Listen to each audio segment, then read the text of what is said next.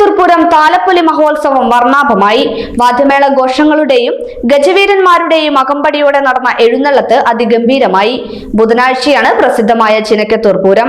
വൈകിട്ട് നീലിക്കാവിൽ തിരുവല്ല രാധാകൃഷ്ണന്റെ പ്രമാണത്താൽ 100-ൽ പരം കലാകാരന്മാർ പങ്കെടുത്ത അതിഗംഭീര പാണ്ടിമേളത്തോടെയാണ് താലപ്പൊലി മഹോത്സവത്തിന് തുടക്കം കുറിച്ചത്. തുടർന്ന് 5 ഗജവീരന്മാർ അണിനിരന്ന എഴുന്നള്ളത്ത് ചിനക്കത്തൂർ കാവിലേക്ക് പുറപ്പെട്ടു. ക്ഷേത്രാങ്കണത്തിൽ നടന്ന അതിഗംഭീര പാണ്ടിമേളവും കുടമാറ്റവും പൂരപ്രേമികളെ ആവേശത്തിലാഴ്ത്തി.